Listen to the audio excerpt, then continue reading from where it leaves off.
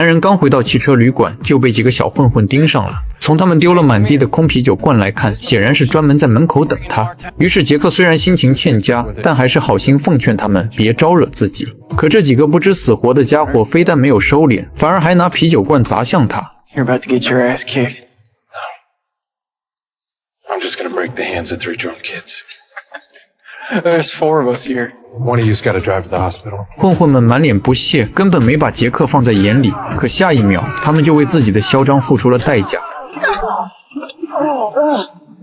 I know where the hospital is. 然而杰克并不知道，这几个混混只是用来吸引他注意的烟雾弹。就在他们故意找杰克麻烦的时候，4个穿着防护服的人已经大摇大摆地来到了另一处豪华别墅外。第二天，杰克刚准备去警局了解哥哥案件的最新进展，就被告知昨晚又发生了一起命案，而这次的死者身份更加敏感，竟然是小镇的警察局长。现场惨不忍睹，局长夫人身中多刀，当场倒在血泊中。局长本人的死状更加诡异，不仅被钉在墙上，警方还在他的胃里发现了2颗蛋。这让杰克立刻想起保罗在监狱里说过的话 They nailed me to a wall.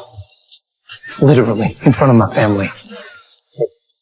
Cut my balls off and make me eat them. 结合保罗之前透露的信息，杀害局长和哥哥的很可能就是同一伙人。于是杰克做出大胆推断，局长之所以被灭口，是因为对方想把自己人推上位，只要控制了警局，他们就能在这个小镇上彻底只手遮天。而杰克最先怀疑的人，就是一直处处针对自己的黑人探长，因为局长死后最有可能接任这个位置的人就是他。可就在这时，罗斯突然开口说 For your information, Mayor Teal didn't promote Finley, he just appointed himself acting chief. 随后两人来到发布会现场，看着市长在台上慷慨激昂的发言，杰克心中不禁开始怀疑，市长或许也是凶手团伙的一员。Hello， 大家好，欢迎来到九公子探影的电影频道，我们继续讲《侠探杰克》第3期。为了继续寻找线索，他和罗斯来到了保罗家中，可刚一见面，两人就从保罗妻子口中得知，保罗已经整整1晚没有回家，电话也始终打不通，而这种情况以前从未出现过。杰克推测保罗很可能已经遭遇不测，于是让罗斯向探长申请证人保护。随后他让保罗的妻子立刻收拾行李，带着孩子一起前往警方安排的安全屋。交代完这些后，杰克来到屋外警戒，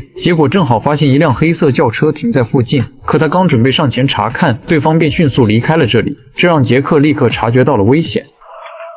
We're on the move. It's not safe anymore. Let's go. I'm not ready. Let's go now.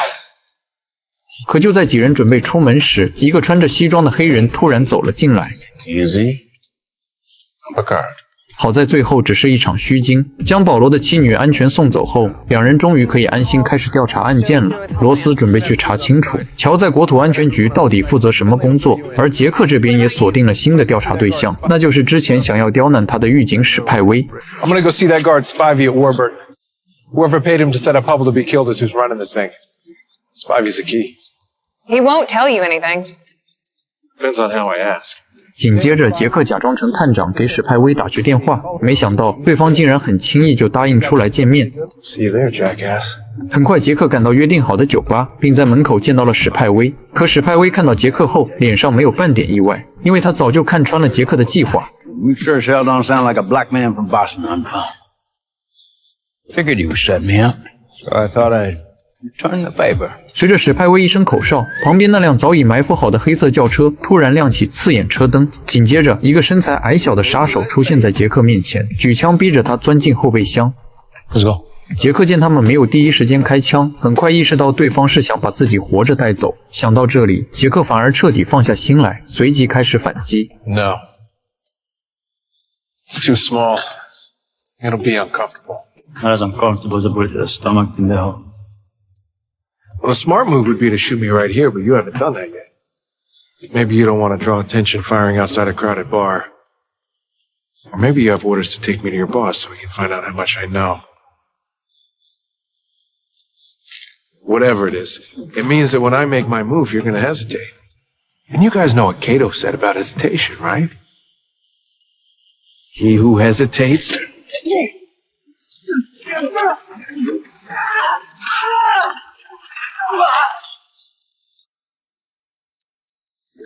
I'm gonna gut you.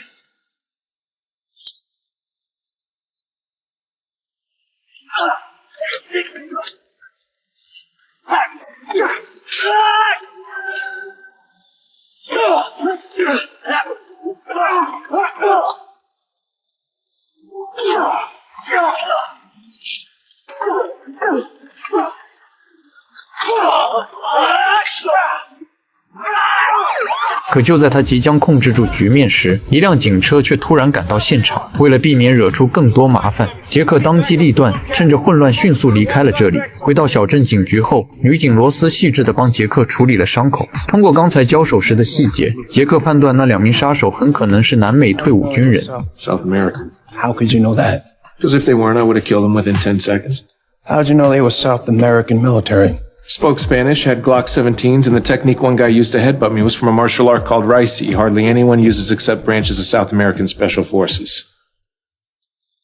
Plus, if they weren't, I would have killed them within 10 seconds. 显然今晚的对手比他想象中更加棘手。罗斯看出杰克需要缓和一下情绪，便带他去了隔壁小镇的一家酒吧喝啤酒。期间两人聊得十分投缘，气氛渐渐升温，甚至在浪漫的音乐声中走进舞池跳起了舞。在霓虹灯的映照下，两人的距离也不知不觉越来越近。可一曲结束后，他们才发现外面已经下起了大雨。更麻烦的是，回去的道路被暴涨的积水淹没，车辆根本无法通行。无奈之下，两人只能在附近的汽车旅馆住上一晚。可谁也没有想到，这场看似偶然的浪漫插曲，竟然阴差阳错救了罗斯一命。第二天清晨，杰克把罗斯送回家时，两人突然发现他家的门竟然被人撬开了。察觉到情况不对，罗斯立刻拿出配枪，随后和杰克一起进入屋内，小心搜查每一个角落。确认屋里暂时安全后，两人才开始查看现场留下的痕迹，并判断闯入者正是杀害局长的那伙人。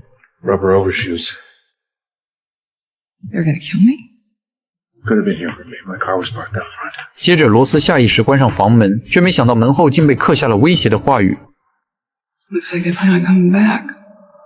I'm really gonna need a gun. 本期内容到此结束。也许从哥哥的尸体出现在停尸房那一刻起，杰克就已经注定无法离开这个小镇。局长的惨死、保罗的失踪、罗斯家门后的威胁，都在提醒杰克，敌人不只是几个杀手，而是一整套隐藏在秩序外衣下的黑暗体系。可他们越是想恐吓灭口、操控一切，就越是在把杰克推向真相深处。对杰克来说，这场调查早已不是替哥哥复仇那么简单，而是要亲手撕开小镇伪装出的安宁。暴雨可以暂时冲刷街道，却洗不掉罪恶留下的血痕，而真正的清算也才刚刚开始。